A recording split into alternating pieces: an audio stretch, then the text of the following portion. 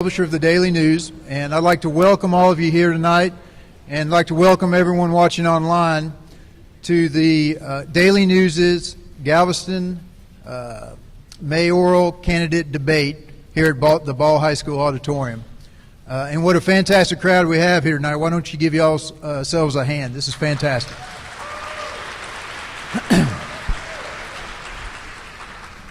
You know, the mayor's race is an important one here for the city of Galveston, and it's equally important for the voters to have the opportunity to hear from the candidates firsthand on the issues of the day. And we're very pleased and very proud at the Daily News to be able to offer you that opportunity here tonight. Now, I know you didn't come here to hear me speak, so I'm going to make this very brief, but we've got just a couple of housekeeping type items that we need to go over before we get started. First, I'd like for you to know that none of the staffers who are involved in the production of the debate or the forum tonight are able to vote in the upcoming election, whether it's our timekeeper, our moderator, even the person working the boards back here. None of them can vote in the upcoming election, so they can be completely objective. Second, all of the questions that are going to be asked here tonight were submitted from our readers and were developed from those submissions. So you had a big part in developing the questions that are going to be asked here tonight, and I want to thank you for that. Third, I'd like everyone to keep kind of the positive momentum that we've got going with this kind of turnout to continue during the forum. I'd ask you to be respectful of the candidates. I'd ask you to be respectful of each other. Remember, you know, we're doing this tonight so that you can hear from the candidates, learn more about them as you develop who you want to support on May 12th, and that can't happen if we have a lot of disruptions, okay? So I would ask everyone to conduct themselves with the type of decorum that an event like this requires, okay? Thank you for that. And last, I'd like to thank our partners in tonight's event, the Galveston Independent School District and Joe Tremonti Realty. Without them, we wouldn't have been able to pull this off. So let's give them a hand, absolutely. Now, with that being said, I'm going to turn it over to our moderator, TJ Alds, our mainland editor. He's going to introduce the candidates. He'll briefly go over the format, because we do want to keep things moving. And hopefully we'll be able to learn a little bit more about where the candidates stand on the issues tonight. So, TJ, take it away. Thank you, Patrick. Good evening, ladies and gentlemen, and welcome to Ball High School. The format will be pretty simple. Every candidate will be given a 3-minute intro. We will then ask a series of questions. Each candidate will have 90 seconds to answer each question, and then a closing comment that will last about 3 minutes. The order was drawn before the start of tonight's debate. Each candidate will get at least one time to start off with the series. As you see, as the names go across left to right, so as we go along, you will start with the first part of our questioning tonight. We'll start with Mr. Rollins, followed by Mr. Jaworski, followed by Mr. Rosen, followed by Mr. Roof. The next question will then start with the number 2 candidate on the list, Mr. Jaworski, Mr. Rosen, Mr. Roof, back to Mr. Rollins, and so forth as we go throughout the evening. And as I said, they will each get a 3-minute intro and a 3-minute closing. The questions were pre-selected thanks to reader submissions, and whittled down to 8 questions we'll be asking tonight. Hopefully we can get those. I know a lot of folks came in tonight wanting to ask them questions directly. The candidates have all agreed after the forum is over, they will make themselves available on the floor. Just so that you'll know, we have our timekeeper, John Flowers, here. He will be holding up signs that the candidates will know that will give them a 30-second warning, a 10-second warning, and a stop sign, at which time I will also step in to say stop. We have already told the candidates when they see the 10-second warning they should be wrapping up, and at the time the stop comes we will stop that and then go on to the next candidate. So without further ado, let's introduce our candidates tonight. First up, challenger Mr. Greg Roof, Mr. Lewis Rosen,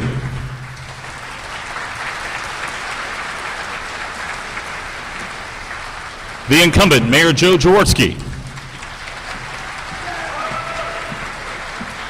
and Mr. Bo Rollins.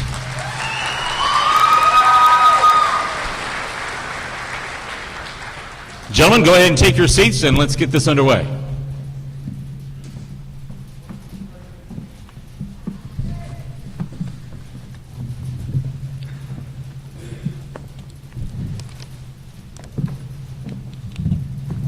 And as we said, each of the candidates we drew the candidates' order beforehand. And to start off with the intros, Bo Rollins. Mr. Rollins. Thanks again for showing our community that you really care about this race. Make sure you keep the mic close to you, sir. Thanks again for showing. We didn't do a mic check before. Thanks again for showing this community with the attendance how much y'all care. And thanks again for the candidates for putting yourselves on the line for the city of Galveston.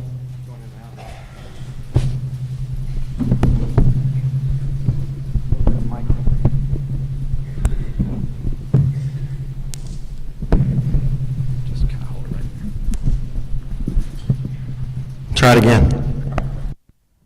Thanks again for showing this community y'all care. Thanks for these candidates for putting yourself on the line for this community and for Galveston. I want to say thanks to Galveston Daily News for hosting this event, and thanks to GISD. I hope this is something that begins as a habit form to show our community. We donated the auditorium and will continue to donate any facility towards that for the betterment of this community, and I'm glad to see that bridge is closing. I wanted to say first off that I'm Bo Rollins, running for Galveston mayor. I'm 41 years old, and I'm lifetime Galvestonian. Is my little girl Ava here? Ava? All right. Happy birthday.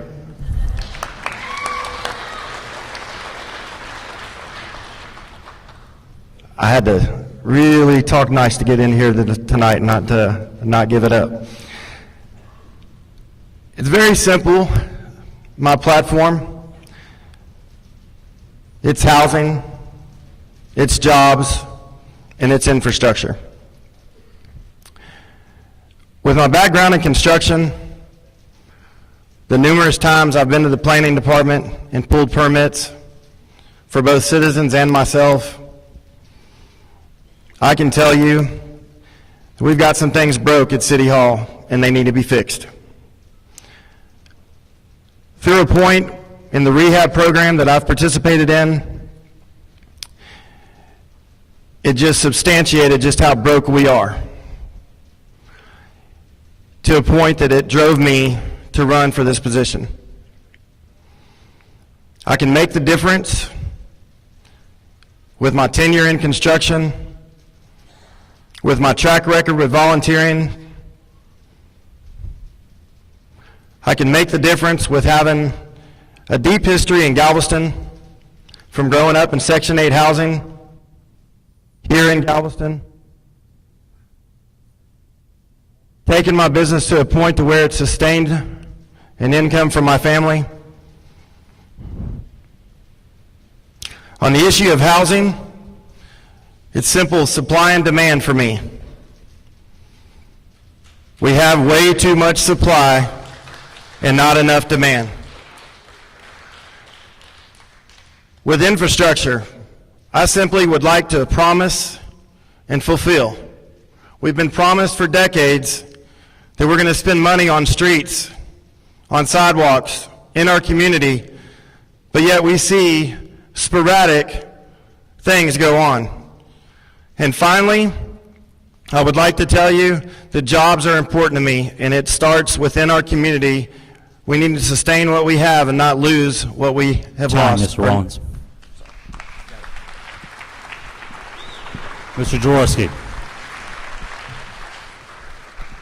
TJ, thank you. Hey, good evening, Galveston. How are y'all doing? All right. Hey, is the Ser y Hacer class here? Yeah, I see you back there. Good to see you guys.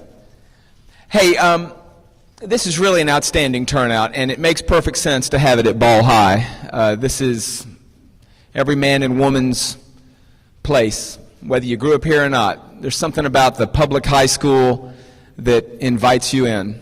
And so I want to thank the Galveston County Daily News for being first out of the box to have the big public forum.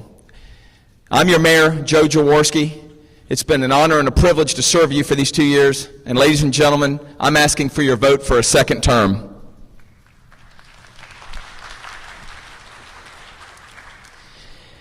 And it's not because it's been easy, but it's been really a challenge. And I said this before, it's not about doing what's easy.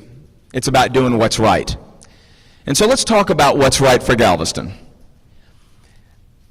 It seems that for the longest time, Galvestonians have always defined themselves historically as the town that came back from the 1900 storm. Well, like one of those movies where when, Freaky Friday happens and, you switch roles with your parent and then something happens to fix it and then you have another chance at being normal again. Kind of like that movie Big, you remember, with Tom Hanks? Well, we had another big storm, didn't we, in 2008.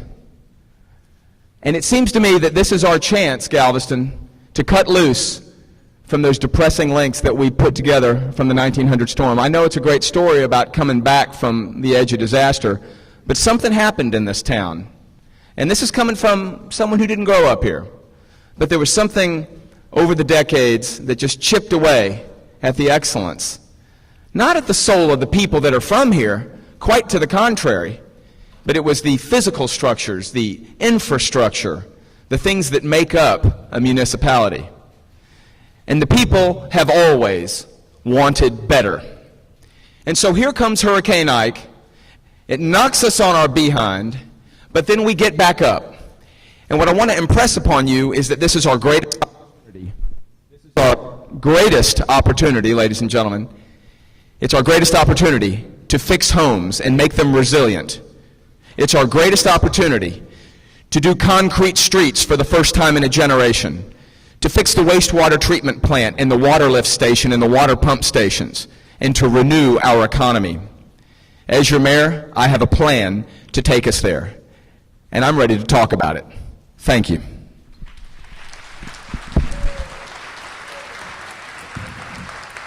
Mr. Rosen. My name is Louis Rosen. I am a retired businessman, and I've lived in Galveston for the last 47 years. I have served on the city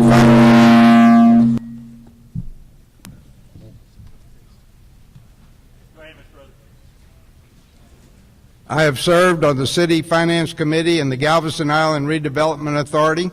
I have also served on numerous other local boards and volunteer committees. I have not and will not take any contributions from anyone doing business with this city. I am totally independent and do not owe anything to anybody. I am a strong, independent leader with common sense and skills to bring folks together for what is best for Galveston. So how can we make Galveston better? I believe the public housing proposed by our present mayor is wrong, and I will fight to change it. I believe the people I appoint to the Galveston Housing Authority will take a fresh and independent approach. For this reason, I ask the mayor and the present Galveston Housing Authority commissioners to immediately suspend any work being done with McCormick, Barron, or Salazar, or any other mixed-income housing consultant until after the mayoral election. Suspension of this work until after the election will prevent the accumulation of any possible claims and unnecessary direct and indirect costs incurred during this period of time. I will fight the conciliation agreement. It does not meet HUD's own guidelines for fair housing. No one from Galveston even signed it. We need to improve our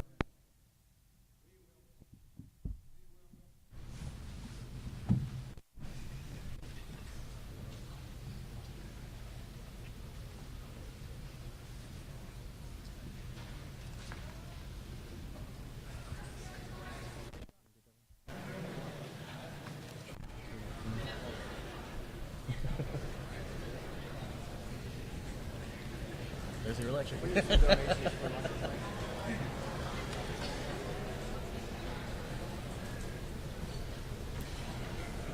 used to do it before there was electricity.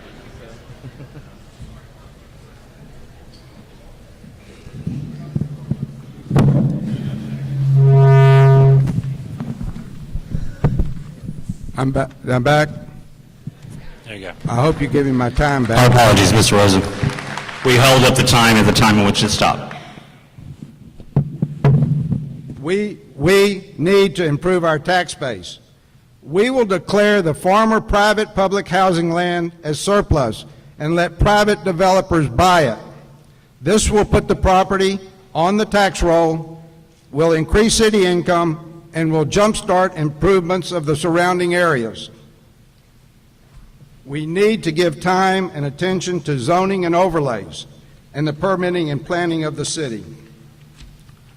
I will also encourage the hiring of an economic development person who will help facilitate the permitting process in City Hall. I will work with the Port of Galveston so we can encourage port development without destroying the quality of life in our neighborhoods, and we can do this. I will work with City Council members to prioritize citywide infrastructure needs. There is much to be done, and I can do it.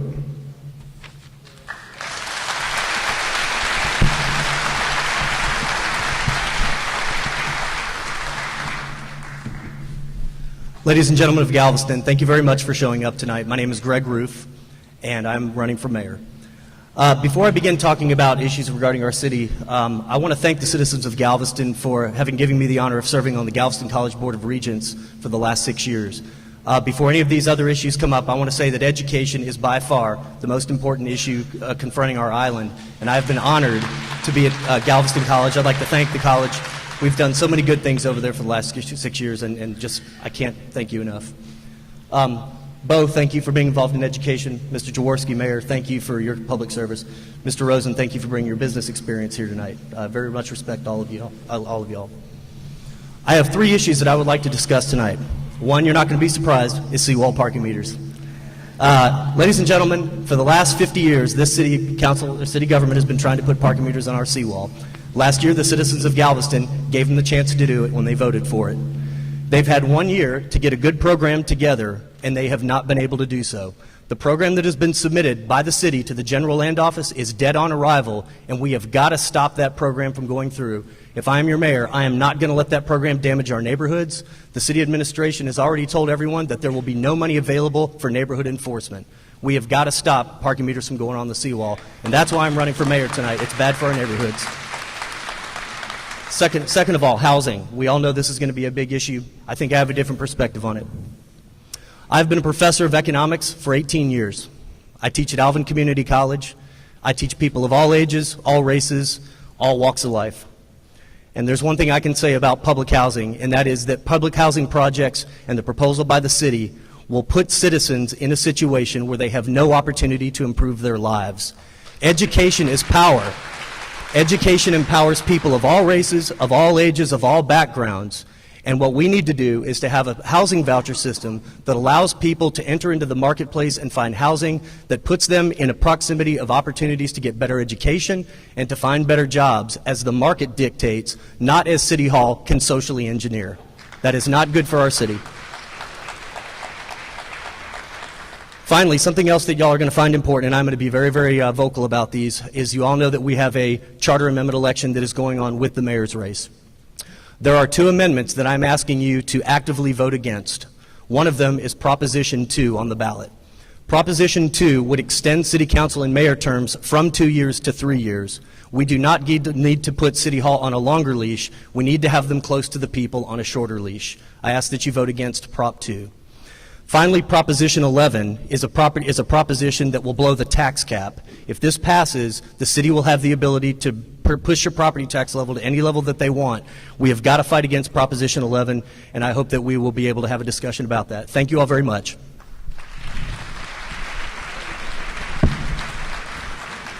Gentlemen, before we go in, and my apologies on the sound system. We're having some technical issues they're fixing backstage.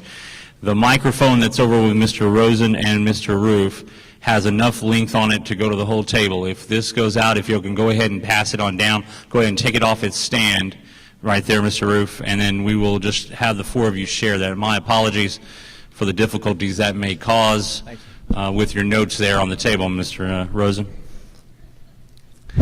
There we go. And that should get us through the night. If not, practice your old high school stage presence and from the diaphragm, as they will say, since we're here in a thespian mood.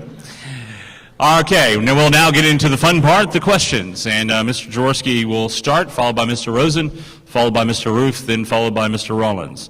And the first question we have for you, and I will repeat it if you ask for it. The planning and permitting process in Galveston has been an issue for years, and complaints still exist. How would you make the process more user-friendly, Mr. Jaworski? It has been a constant issue. In fact, today I was with the city manager and the director of planning meeting with a man who wants to open a restaurant in the 2000 block of Broadway. Oftentimes, communication is the problem. So this is why we dedicated literally hundreds of thousands of dollars in our budget this last year to streamline the permitting process. If you ask the plumbers and the electricians and many of the contractors who are doing business with the city regularly, they are very happy that there is now an e-permit that you can get on the computer. But let's don't stop there. Why was I meeting with the gentleman today? Because he was a resident and he wants to open a restaurant. Sometimes getting that personal attention, and not everybody can get it because you have to know someone to get it, it appears. It seems to me that in this next budget, the next step in our generation of making the planning department more customer friendly is to do two things. Hire someone who is the citizen advocate, who will hold the citizen's hand if they need it. And secondly, put a sign as you walk in the building on the third floor that says, "What can we help you build today?"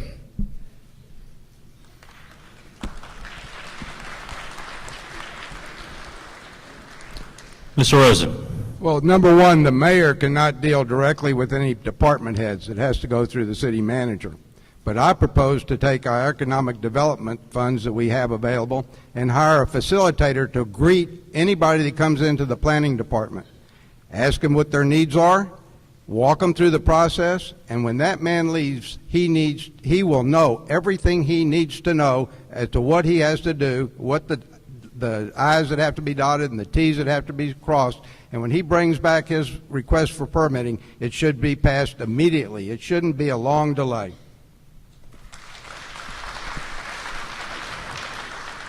Mr. Roof. Yes, thank you. I have an opinion on zoning that the zoning laws that have been passed are much too complicated for an average citizen to get anything done in this town, and that is the authority of the mayor to change that, and I would change it. What goes through the planning process and the planning commission and the departments is definitely up to the city manager. And by the way, Joe, I want to thank you for hiring our new city manager. He's a great guy. He's really good. What I would do in terms of zoning is I think that we need to streamline the law so that the average person who is attempting to do something that is permitted by our zoning code doesn't even have to go to City Hall to get a permit to build. The last time I checked, when the state of Texas gave me a driver's license, they said, "Ruth, be responsible and follow the law, but you don't have to come check with us before you go drive to the Kroger." And I think that if people want to build in our town, as long as the permitted use is allowable, they shouldn't even have to walk into City Hall. The free market should dictate what they're able to do. Now, in situations where we have special use permits or where we have absolutely prohibited uses, I think that it's okay to have a system where the city can check to make sure that there's responsible land use planning, especially in our historic areas, especially in our neighborhoods. But I definitely think that we need to be rescinding zoning laws, not adding to them.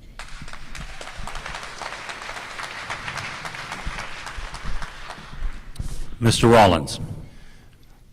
I just 9 years ago brought 6 packets from different municipalities to the planning department to show us that our building department was broke, severely broke. 9 years later, it's still broke. I think those packets are still sitting on the shelf, and it's disgusting. I've built in 22 municipalities throughout the for Harris County and Galveston County area, and this is by far the hardest in those areas to do business with. We speak about economic development. The first thing we can do is start with the building department and get out of citizens and residents and business owners' way so that they can progress this island.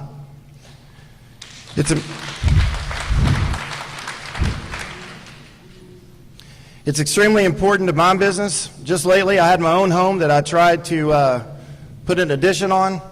It took me right at 3.5 months to get that permit out of the process. That's tragic, and if there's anything that holds up economic development, we're going to start with that. It's broke, we're going to fix it.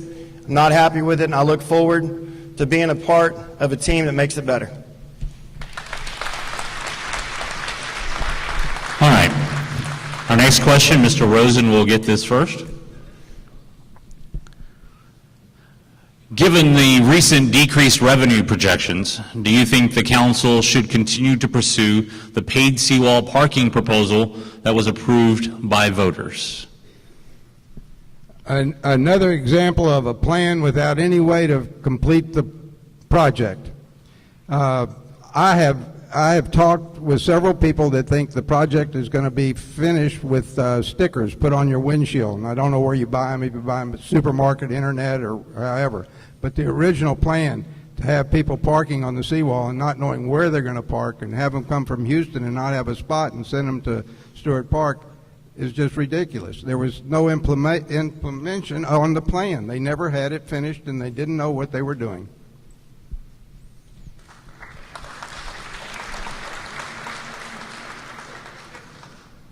My answer is no. I will not allow paid parking to come back onto the seawall. The plan is irresponsible. And let me say something to those who are for it. I want you to know that I very much respect your opinion of those who voted in favor of the plan, because I think that the core of what you wanted was seawall improvements. And I think that's what people voted for that time a year ago, and I respect that opinion.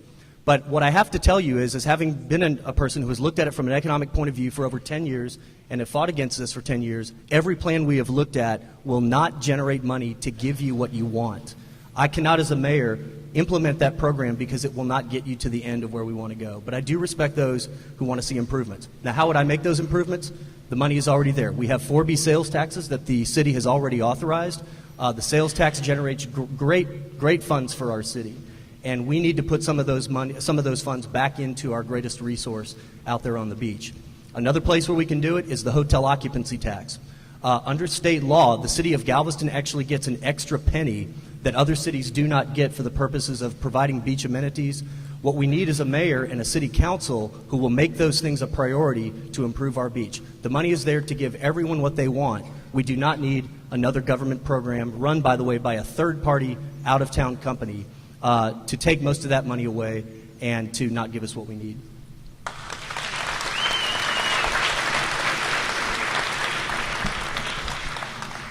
Mr. Rollins. Paid parking as it's currently proposed, I would say no.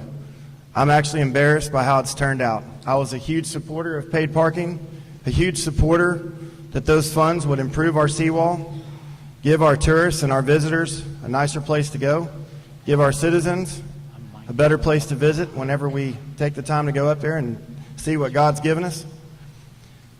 But it's turned into an embarrassment. If we had just followed what GLO had told us to do, instead of trying to create our own direction, which now it's going to be held up for no telling how long, we wouldn't have had the problems we're currently having.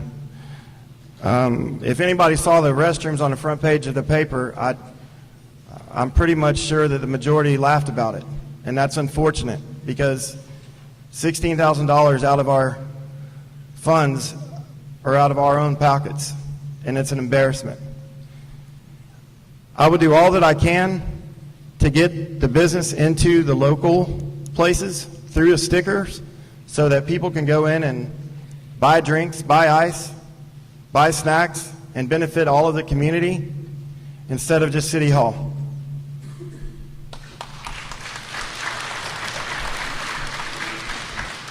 All right, it sounds like the 3 R's up here are not aware of something, and that is that the General Land Office is in charge of the state beach. And so we have to have a beach access plan before we do anything regarding the beach, whether it has to do with beach erosion or dunes or charging a fee. Remember, for a long time, we were cleaning up the state's beach because the people of the state of Texas would come to Galveston to enjoy the beach. We like that. But it just wasn't enough that they would come down and spend a little money at, a convenience store or maybe a restaurant. We decided that if we wanted our beaches to look the best they could, it was fair to charge a user fee to the person that parks there. Now, the GLO has rules. They say you can't charge more than $8 a day.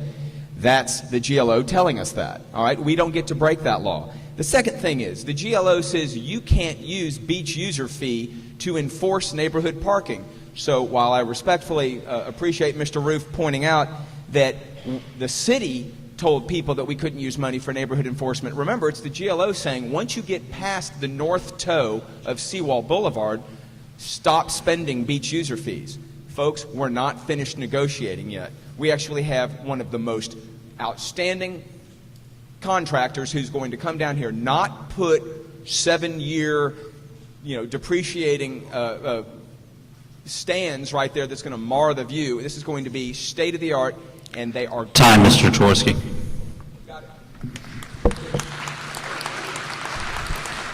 My apologies for blowing out everyone on the front row here. And we'll give it time to get down there. Mr. Roof will start this next round of questioning. You ready, sir? What suggestions do you have for revitalizing the downtown area? In particular, what are your plans for developing the area between the University of Texas Medical Branch and downtown? Okay, could you say the first part of that again? Yeah. What suggestions do you have for revitalizing the downtown area of Galveston? I think there are several things that we can do. And number one, I want to say this, that downtown Galveston is looking pretty darn good right now, I got to say. And it's, I think because some of the I'm sorry? All right. I think that downtown Galveston, frankly, over the last year has actually begun to look a lot better. I think you found a lot of businesses that have begun to move back down, especially on Post Office and on the Strand area. So I'll be honest with you, I think the best thing that can happen to downtown in terms of improving it is to make sure that we have a business environment that's conducive to people going back down there and starting businesses. So I think that's something that we can do. There are several programs available from the federal government. We have CDBG funds that have been used to improve the downtown in the past. Those can continue to be used.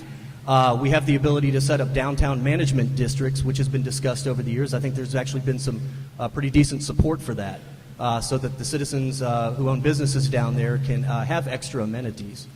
I think that there are 4B sales taxes that can be used down there. There's actually a whole host of funding opportunities that can be used that frankly already exist that can be used down there. I think City Hall just needs to make it a priority. And just to hand it to Joe, I think that I think things have looked better downtown. I mean, while you've been there, I think things look pretty good. So.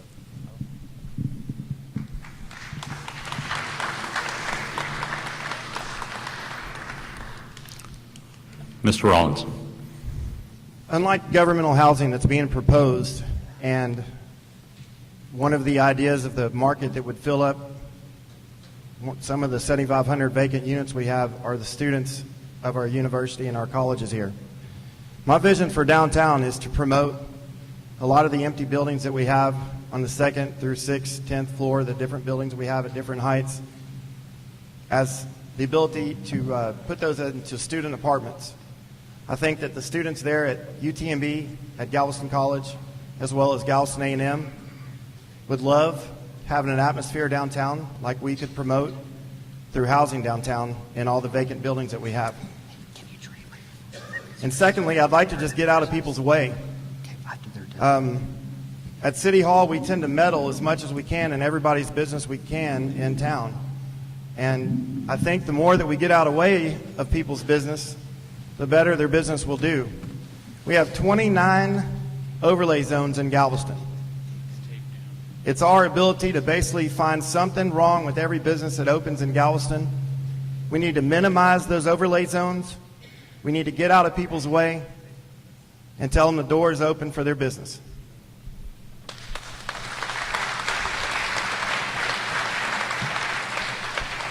Okay, so for downtown, three things come to mind immediately, and this is in the downtown rehabilitation plan that the City Council has actually adopted and put as an appendix to the comprehensive plan, but yet no funding yet. And that's because there's some people on council that are hostile to the idea of nourishing our downtown. Here are the three leading things that were in that report. One, we need to have some green spaces downtown. There is an abundance of these concrete parking lots that just radiate heat in the summer. What we need are little parks, and you can buy that land for relatively cheap, green them up, and have some water. It's something that's very pleasing. Second, we need to have feet on the street, and there's two ways to do that. This City Council has worked with the Wharves Board, and there's now going to be a downtown transit terminal that is going to append to the Moody Garage, and there's going to be a air-conditioned walkway across from the Port Cruise Terminal so that people that are coming off these vessels, and Lord knows that is one of the great successes of the city and the wharves, are going to be able to negotiate and buy and come up and down downtown.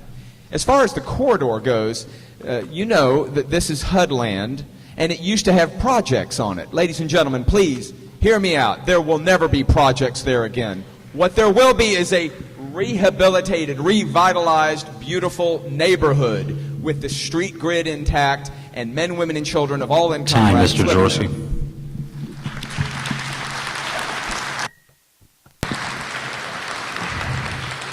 All right. The buildings that are in downtown that are in disrepair, where is our code enforcement? The owners of these buildings should be made to put them in good shape. The former Magnolia home site, HUD can release this if our housing authority declares it as surplus. We can sell it to a developer and get it on the tax rolls. It will bring a revitalization to the surrounding area, and the city will start growing back and bring our population back. I might need to come back this way to Mr. Rollins then. All right, next round of questions. We'll start off with Bo Rollins. What is your position on controlling erosion on the west end and minimizing the risk of storm damage to areas that are west of the seawall? I think we need to keep on the path of sustained maintenance. This has been a big part of one of the small businesses I have here in Galveston, which is beach renourishment through using seaweed. I've seen beaches out there in the last 7 years that I've been maintaining them through the private homeowners associations. I've seen a lot of what the General Land Office and people that are experts in the opinion, I've seen a lot of what they discuss occurring. To me, we need to spend a lot more money on how we can protect our investments out there, not through sand renourishment. I think that's secondary. Primary, I think we need to find out intriguing ways or unique ways that other communities have done to stop the beaches from disappearing and thus our tax base disappearing. The West End has given us 65% of our tax base, but yet disproportionately they do not get any of the improvements that I think that they are warranted. So therefore, as far as the erosion response plan, my response plan is to continue to find ways to prevent our beaches from disappearing, not by continuing to pump dollars Time, Mr. through Rollins. sand. Time.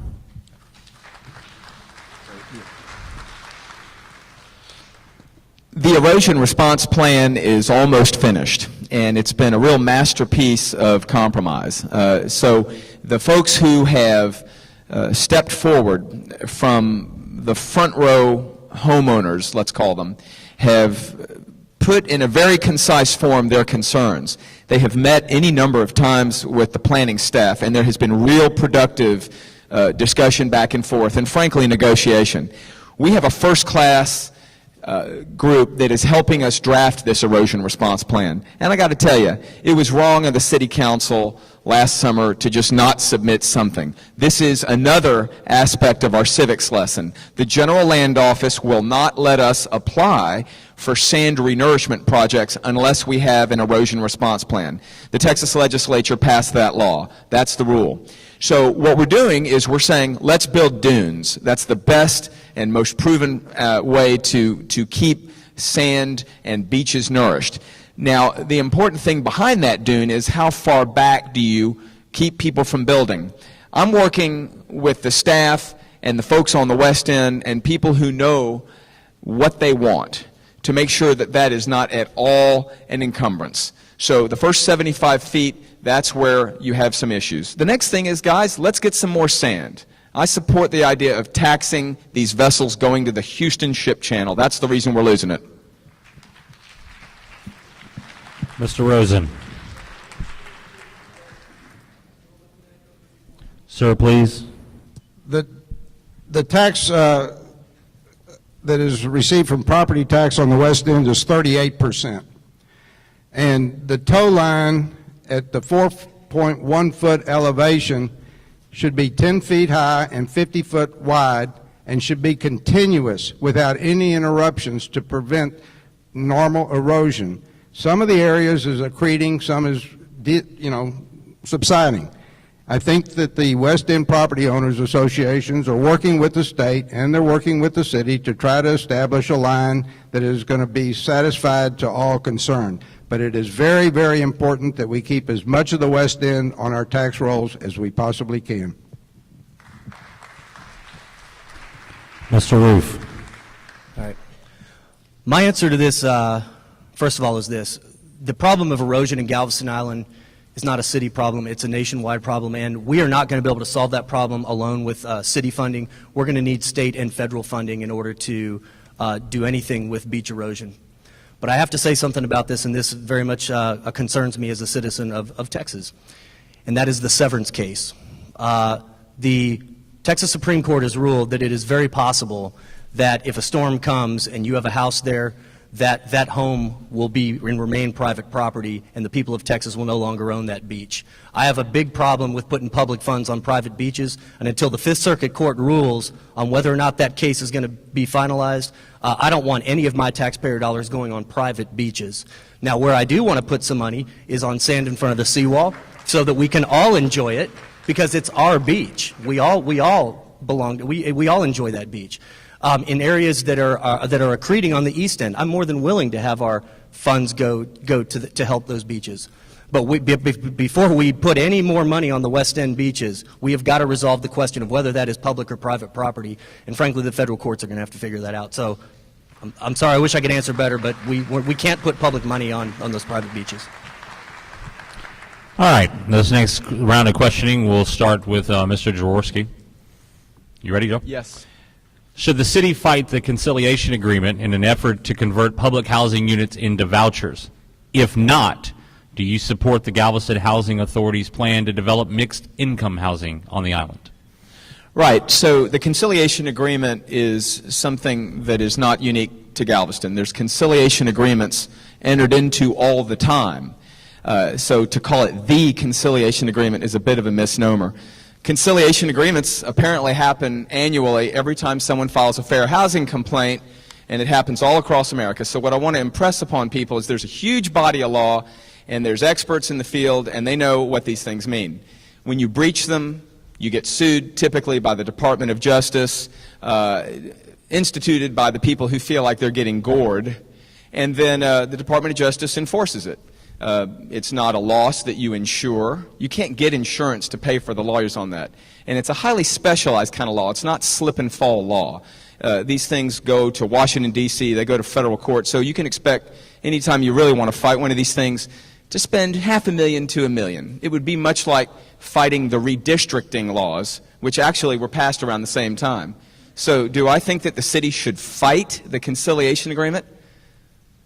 No. We can't afford that, and why would we, when actually all it says is we have local control as long as we rebuild the same number of units that pockmarked our town in projects. Well, the projects are gone. The previous mayor and the administration agreed to rebuild them. And here I find myself in a situation of recommending that we spend $1 million to fight it? Time. No. Mr. Rosen. Yes.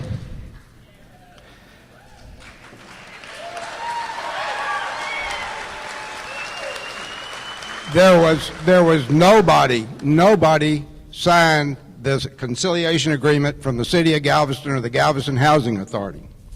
At the time of the signing, they didn't even know what our population was. The results of our 2010 census was not in. HUD states that you do not put subsidized housing in disaster-prone areas. And HUD also states you do not put subsidized housing where there's no job opportunities. This is not a matter of having to go to court and fight it. This is a matter of sitting down with a judge and telling him what has been forced down our throats, and we need to negotiate which is best for this city. And that's what we're going to do.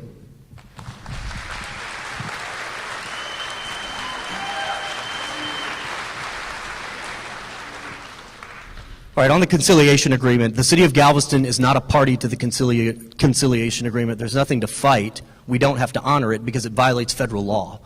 And if the federal government has a problem with us trying to provide fair housing through vouchers or through dispersed Section 8 programs, let them sue us and we'll go to court. And let me tell you, with the way the federal courts are going these days, and the conservative lean to them, there was a case that came out of the Northern District of Texas federal court just yesterday where people who fought for the reconcentration of housing, they won their case, and in Dallas, the federal courts are forcing the dispersion of those housing units.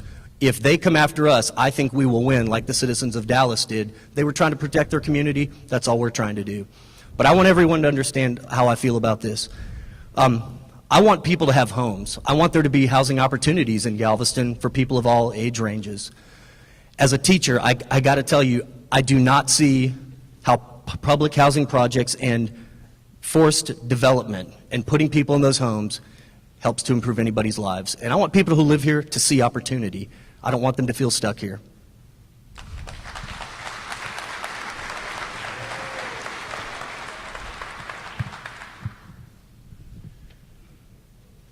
What I think is an absolute tragedy that this is even a concern in this election campaign. We're almost 4 years post-Ike, and this is something we're fighting about. What the mayor neglects to tell you is the plan was 569 units, but somehow, amazingly, that's now doubled to almost 1,100 units. What I'm concerned with is that initially, people were okay with the plan of 569 units minus the 40 at the Oaks. The community had somewhat accepted it, and we were moving on. But now, it's a concern in this campaign. It's driving this campaign and dividing this community, and that's tragic. Federal Fair Housing Act.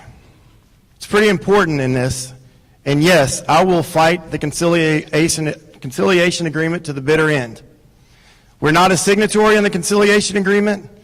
City of Galveston is not even a party to that concern, except for just taking it down the throat and drinking their Kool-Aid. I will make sure to push for vouchers that ensure that people that are needy of those homes have the ability to choose, where they live, have a backyard, and choose the schools that they'd like to attend. Time, Mr. Rollins. This next round of questions will start with Mr. Rosen. Do you support the development of heavy industry, including a container or bulk cargo terminal at the Port of Galveston? The Port of Galveston has a $69 million debt, and it has to have development in order to take care of its infrastructure and retire that bond issue.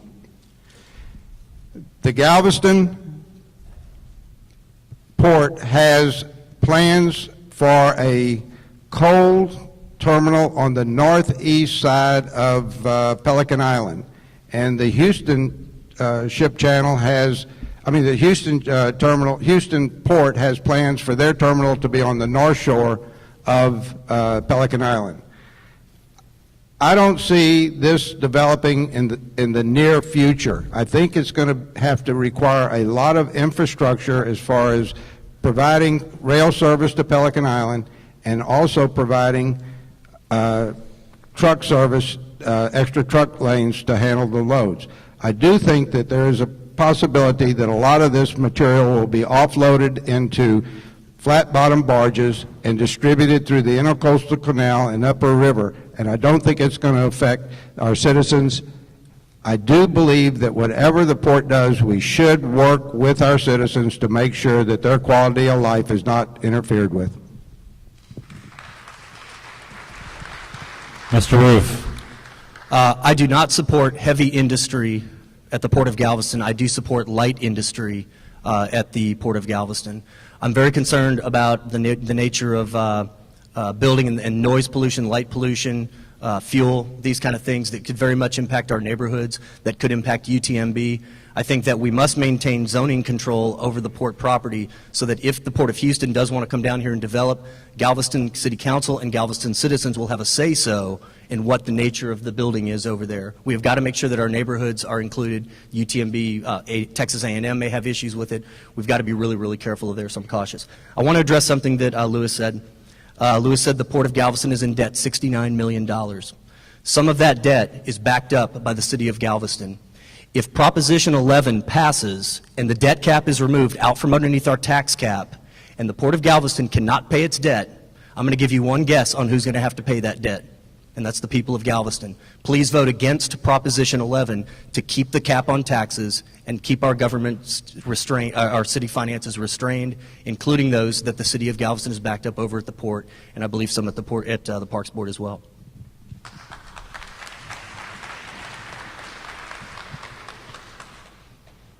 Not long ago, traveling down Harborside, I didn't have that in my memory. It was Port Industrial Boulevard.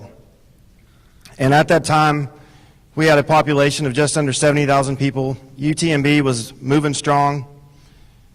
The economy in Galveston had a lot to do with our port, and we depended on the income from it.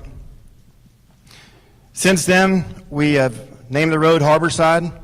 We've kind of forgotten one of those gifts that we're given as a community, that we actually have the ability to expand economically through our port, but we treat it as an old fishing dock after Ike.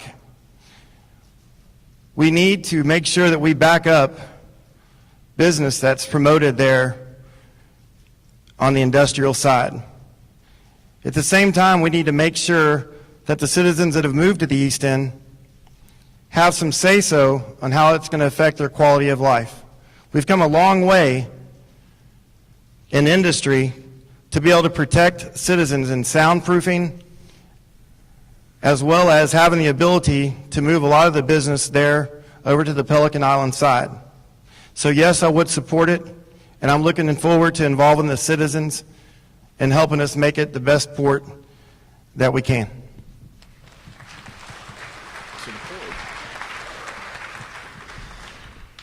The port is one of our big three economic generators: University of Texas Medical Branch and education. I say that because I want to include Texas A&M and Galveston College in that. Tourism, and then of course the wharves. So the wharves, as you know, does not tax. They are a landlord port. If we want to improve the port, better that they get good tenants that increase tax value, so that the city gets tax value out of it and the port gets a good lease out of it. And that's the story on this coal terminal that the private group has an option on, because what they're going to do is train coal down from Wyoming, build a train bridge from Shoal Point in Texas City onto Pelican Island, have a holding facility there, and then put it on very large vessels that will go through the Panama Canal to Asia. That is a good deal. You will hear more about it as the private investors do their due diligence. They've got an option and they're paying money on that right now. You know, when it comes to containers, that really is going to be 15 years down the line, but it does present an opportunity because these super vessels that are now going to be going through an enlarged Panama Canal really pull a deep draft. And the Port of Houston simply is not going to get the support from Congress in the near future to dredge 40 miles up the ship channel. Nevertheless, the port is doing great, and there's a whole lot of good news about that. If I had more time, I'd tell you, but did you know that they sent over 17,000 head of cattle last year?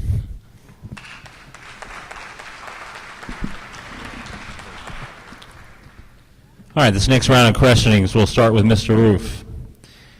Do you support tougher code enforcement? And if so, what do you do to plan to find the funds to achieve tougher code enforcement? Okay, I didn't hear the first part of the question. Do you support tougher code enforcement for the city? Okay. Code enforcement encompasses a great number of areas. Let me tell you where I would very much like to crack down on code enforcement. When it comes to dilapidated properties that are unsafe or that present a nuisance to the community, we really do have to start cracking down on those things, and there are several channels that you can use to do that. You can use the police powers of the city.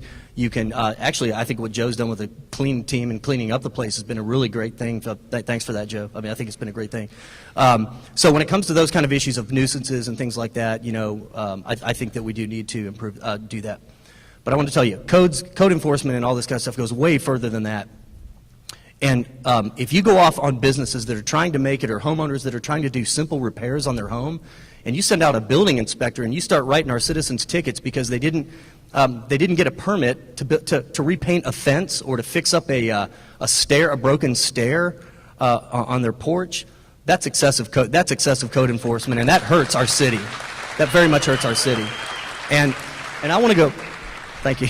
I'd like to go back to this and really just say that, you know, if you're obeying the law, you should not have to talk to City Hall. If you're trying to make simple repairs to your house and do permitted things, then go to town and fix your property up. Don't come to City Hall. I want to see your house look good, and that's how I feel about it.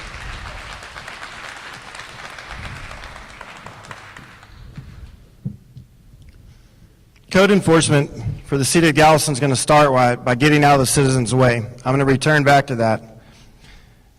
I think a lot of people do not participate in maintaining their structures here in Galveston simply because it's so dang hard to do so.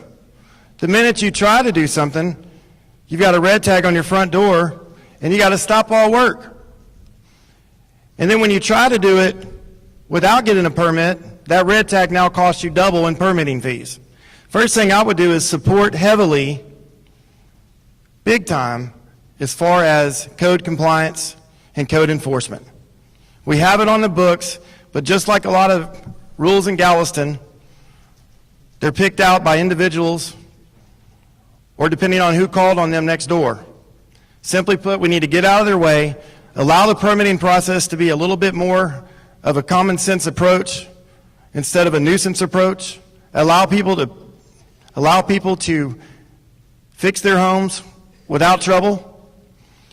I think that our city hall on the 4th floor will get a lot less busy, and they'll get out of our lives so that we can make sure that Galveston continues to prosper and not go backwards.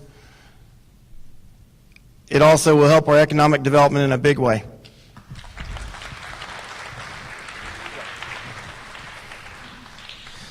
Yeah, the whole idea behind code enforcement, thank you.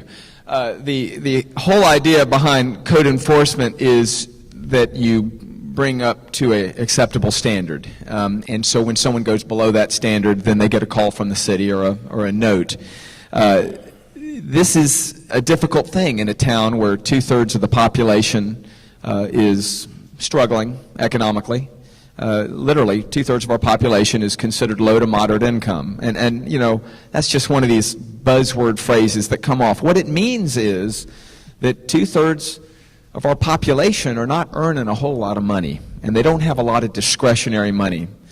Now, you don't need to have money to have standards. And so what we want to do at the city is just lead by example. You know, when I came in as mayor, it occurred to me, while we could sit there and target certain neighborhoods or target certain people, why don't we start with the city properties themselves? And that's what we did. And if you go around City Hall now, City Hall inside is gorgeous. It's redone. We're doing the windows on the outside.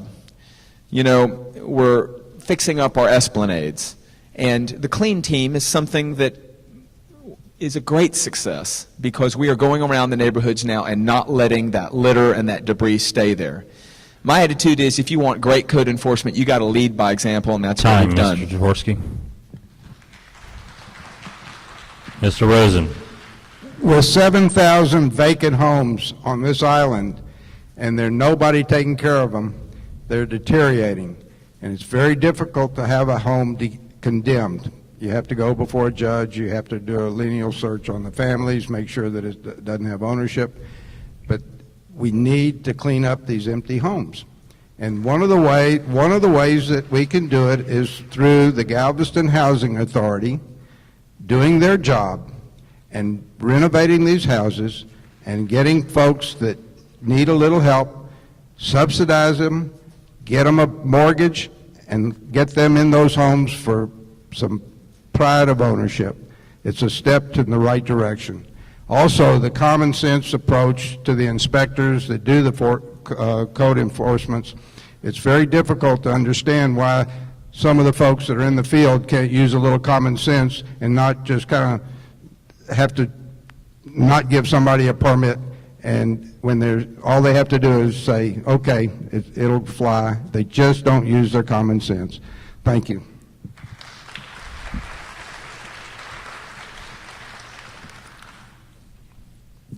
And this one, we'll start this final question with Mr. Rollins. Ready? Do you know the budget well enough to give us 2 areas where you could raise more revenue for the city and 2 areas in which you would cut expenses? Being the vice president of the Galveston Independent School District, we currently have a budget of right at $66 million.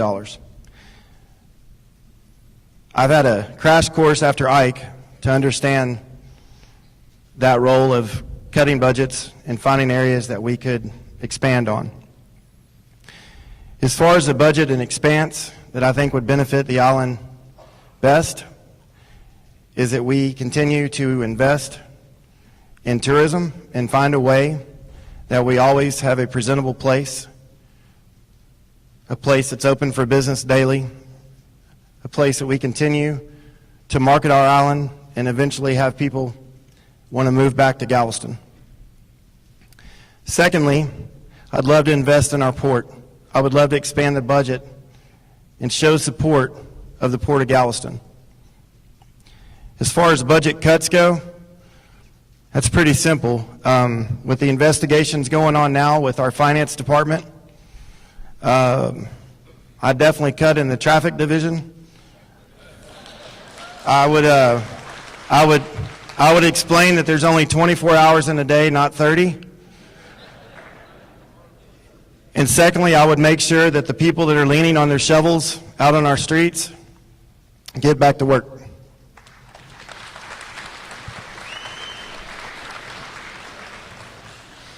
Yeah, I think that the budget is, close to $85 million a year. Half of that is done through the property tax, and the other half is through, water fees and non-taxable permits, things like that. 2 things that I'd increase. I'd put the seawall parking fee in there because that's going to allow us to have revenue, just like we use the convention center overflow to improve our seawall. Finally, it's not just going to come out of the city's pocket. We're going to have some help there. So that's a revenue that I have said already, and I really do support us increasing that. I think the other is going to be to consider a bond election. And this is going to be something that is only going to happen if the people want it. And that would be to provide sewer all the way out to the end of the West End, because we would find taxable value like you have never seen if we take the West End seriously. There are certain neighborhoods out there that literally in the year 2012 still use septic. and it's a bad environmental decision. As far as reducing, I would say legal fees. I don't want to tee off on quixotic, nutty litigation that's going to tie us up in court, like housing litigation. You don't want to do that. And then the other is the navigation district. Time, Mr. Jaworski. We need to look at that. Okay, the litigation would be through the Housing Authority, not through the City of Galveston. And also, our revenue from our property tax and city services, there's also a factor that the mayor forgot about. It's our sales tax, and that's doing pretty good. But sales tax can be fragile. All it takes is a couple of weekends of rain or another tropical storm, and our sales tax takes a dump. What we have to do is increase our property tax, and we do that by adding property on the tax rolls. If we do that, we get development, we will also increase our city services. I think our budget's pretty lean right now, and I think we need to support our police department, and I think we need to hire 18 officers and get them on the streets. I think that's a priority, and we need to find the revenue to do it. Also, I don't believe seawall revenue parking goes to the city. I believe that's going to be most of it going into the park board. Well, I will definitely not allow any funds from Seawall to go to the park board, so I want to say that. And one thing, that's why I don't want it. Joe, I want to say something about, or Mayor, if I may. Respectfully, the plan you have submitted to the General Land Office is not going to make money for our city. The General Land Office deep-sixed it when y'all submitted it to them. What I would like to see as a potential revenue raiser for our city is how about writing some tickets to people on the seawall when they're here and they litter? How about writing tickets when they get into fights, when they break the law? I want everyone in our state to know that they are welcome in Galveston Island, welcome in our island, welcome to go to our seawall. I want to keep it as open as we can so that visitors from all over this country can come here, and I want them to obey the law. Law-abiding citizens should be left alone on our seawall. And that's what I'd like to see happen. And I think if you wrote tickets, you'd make the revenue and pay for the 18 police that Mr. Rosen wants to put on in our city. So I think it'd make money for itself. I do have a couple of quick things in terms of revenue. We do have a few government corporations. One is called the IDC. It's the Industrial Development Corporation. Some of your sales tax goes into this, and millions of dollars are literally sitting there right now where we could spend those to improve a whole lot of infrastructure on our island. The money is there as we speak. Second, tax increment reinvestment zones can be used. There are ways of taking tax increments and putting them back into special projects, and I think those can be used as well. Cutting cost, I'd like to cut some building inspectors. Time, so they Mr. can't go out Roof. and mess with the people. Time. All right. Gentlemen, before we get into your closing statements, I want to thank you again for participating. I'd like to thank the audience for being out here again today. Hands for both of you. Just a quick reminder that we were only able to get to select questions tonight. The Galveston County Daily News, as is our tradition, will be issuing our annual questionnaires for the election. They include many of those that those of you in the audience didn't hear tonight will be on that. Those will be online and in the paper as we approach the election. Early voting begins April 30th, goes through May the 8th, and Election Day is May 12th. We'll now go to closing arguments, or yeah, I guess we could say that. Seeing the lawyer gets to go first on here, Mr. Jaworski. Yeah, 3 minutes on your closing statements. Ladies and gentlemen of the jury, no, friends, Galvestonians, my mother, where are you? My wife is always reminding me that, Joe, you want to serve, that's fine, but you have to serve the family first. So I took a little advice from my wife and decided that if I really wanted to serve, running for mayor of Galveston was something that I could negotiate with my family life. Because, you know, I've got a law practice to run, I've got 2 kids to raise, my wife and I are very close, we met in law school, so she knows how to get, you know, back at me. She knows how to make the arguments. But this has been the most rewarding and most difficult experience in my life, because anyone who wants to be mayor will tell you, you know, all the things that are wrong. Well, there were things wrong when I ran too. But when you become the mayor, when you take office, all of a sudden nobody wants to hear you point out what's wrong. They want you to fix it. And so this is the challenge that I find before me now. A town that has the greatest spirit and soul that I have ever seen. And you shouldn't think I'm just making that up to win favor with you. I mean, my God, I live here and I'm raising my children here. And a town that has suffered for a long time this slow, dripping, cutting mediocrity in certain parts of its institution. Well, this storm gave us a chance, guys and ladies, to look in the mirror real hard and ask, what do we want to be? We have people who are poor and people who are rich. I am their mayor, all of them. We have people who work and people who don't work. We have problems. But as your mayor, what I want to do is find solutions that are fair to everyone. It's kind of like the Rotary test. And so I can't sit there and tell you I'm going to banish public housing or I'm going to make it all go to my buddies that own apartment buildings so they can draw a Section 8 check from the federal government. Mind you, they're not going to fix them up any more than they have to. What I'm all about is redeveloping our neighborhoods to where they're pristine and beautiful. Concrete streets, you're going to see that for the first time in a generation. New city leadership, a young city manager who's done this now for almost 20 years. This guy is going to take us to the next level because he's that good. You're going to see wastewater treatment plants that won't cripple the next time there's a storm. You're going to see an opportunity for Galveston to the tune of $600 million. As long as we can hold it, as long as we don't screw it up. Ladies and gentlemen, I'm asking you to work with me, and let's make this the jewel of the Gulf.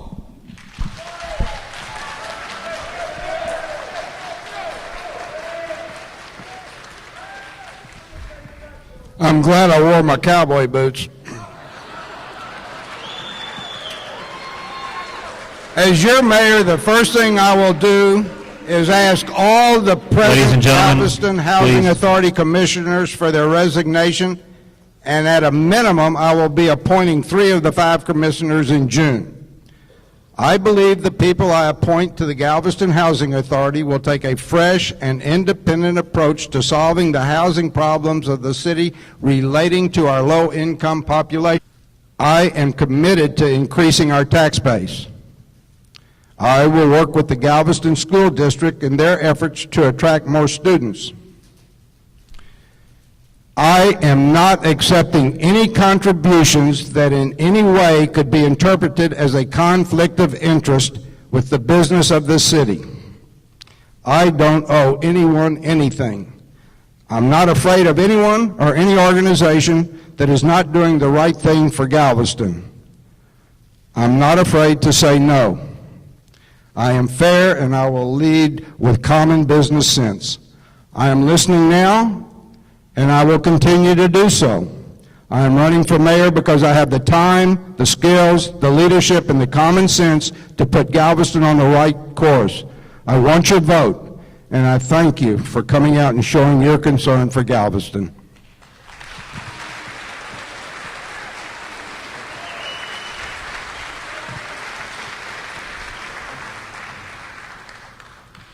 Ladies and gentlemen, thank you so much for coming out and listening to us. Mayor, thank you for your public service. Bo, again, thank you for your service. Mr. Rosen, thank you for being here and bringing us your business service. I want to let y'all know the best thing that ever happened to me was becoming a teacher, and I enjoy it. I've been doing it for 18 years, and I'm going to do it. I feel like I've already got what I wanted. I look back at our mayors, and I look at Bo Quiroga, and I think of some of the good things he has done. No mayor does everything right. No mayor gets everything they want. I remember how Bo Quiroga was instrumental in bringing the cruise ships here. I remember how Barbara Cruz was instrumental in helping get new sand on the beach. I'd like a chance to try to do something good for my community as well, and that's why I'm running for mayor. Real quick, just a few things to wrap up. I'd ask the citizens, very importantly, to look at the charter amendments. We do not need city council members who serve 3-year terms. We need to keep them very, very close to the people so that they listen to you and they are attentive to the citizens of Galveston. I'd ask that you vote against Prop 2. I ask that you vote against Prop 11 because we do not need to blow the tax cap. No matter what any mayor does, no matter what city council does, we've got to make sure that there is restrained tax power at City Hall. So I ask that you vote against Prop 11. I'm against paid parking on the seawall. I always will be. I will continue to fight it because it will not make our city money. And if any of you want to help fight that, I'm going to ask that you do something. Don't complain to City Hall. You need to be addressing your letters to the General Land Office and the Attorney General. It is easy to contact them by email at the GLO and at the Attorney General's office in Austin. They very much respond to you very quickly. And the plan that is presented by the City of Galveston does not follow state law, and we are lobbying against that, and I'm going to continue to do that no matter what happens. Finally, I will say this. If I become mayor, there will not be a single new public housing project built on this island, not a single new unit. It is not good for our community, and it is not good for the people who live in it. It provides them no opportunity. I ask for your vote for mayor. Thanks for listening. And before you get going, Mr. Rollins, we will have a few announcements right at the end, so everyone please stay in your seats as we wrap things up. You're Mr. making me Rollins. sit down right now? No, you can go ahead. How many of y'all remember Del Papa? How many of y'all remember Dienst? How many of y'all now know that we've lost both of them? We have. We talk about economic development and the vision of our current mayor, but yet we've forgotten what we've lost that was right at our fingertips. We've done nothing to support businesses that are here, let alone why are we trying to bring more businesses from outside when we can't sustain the ones that we have here. I'm sick that we've lost Dienst. I'm sick that we've lost Del Papa. I'm sick that Mr. Farmer had to relocate his business in Texas City because of how we treated him as a business community here in Galveston. And you should be also. I've heard tonight from my competition that they want to increase middle-income housing. But yet on the other statement, he also wants us to be concerned with the 7,000 vacant units. He's a businessman from Texas City that's retired. If anybody should know supply and demand, it should be him. It doesn't work. Let's fix what we got. Let's work on what we have to make it better. And let's prove to people outside of Galveston why they need to relocate here. We need to stop the begging and the handouts. We need to prove to other communities that we deserve their business. We are not a dictatorship form of mayor. We've been through the last 2 years of 4-3. And those numbers should prove to each and every one of us as citizens that one does not work in the city of Galveston. That team works in the city of Galveston. I will does not work. We as a team will work. One mayor cannot do everything for this city. One mayor cannot tell you everything that you want to hear just to get your vote. I'm that mayor that has the dynamics from Section 8 housing on 17th and N through now a home that I'm struggling to pay for because the city of Galveston can't pay me through the rehab program. I'm that guy that's your common guy that's been through every facet of Galveston. I have a degree from TCU, but I have more importantly a degree from the community of Galveston. I speak from the heart. I don't read from the paper. I don't predetermine what I'm going to say before I get here. What I say is from my heart, and what I say from my heart is I need your vote. We've got to turn this broken system around. Gentlemen, thank you kindly. Before we turn things back over to our publisher, I want to thank some folks behind the scenes tonight. And first up, Mr. Nealon, can I ask you to come forward out here on the stage? I know you've been hiding back there with your students. Mr. Nealon, the head of the theater department here at Ball High School. Well, he's not come out. He's hiding back there still from us, isn't he? Anyway, we've interrupted their UIL practice a couple of times this week for that. Thank you for that. To Greg Mefford and Tim Benkula, who's been working our live stream in the back. John Flowers, our advertising director, handling the timing. Delora Collier and Karen Knabel for getting us up, coordination. And now we turn the final statements over to our publisher, Mr. Patrick Graham. Ladies and gentlemen, we wanted to give you a lot of information tonight, but we also wanted to be respectful of your time and get you out of here in about an hour and a half, and we've accomplished both, I think. First, just want to let's thank the candidates for coming out tonight, doing such a great job.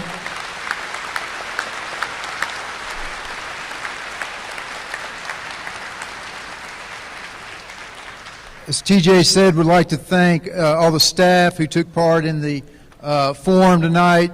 Want to thank all of you for coming out tonight, and want to thank our partners in this event, again, GISD and Joe Tremonti Realty. Thank you very much for coming. Remember to vote May 12th. Thank you very much.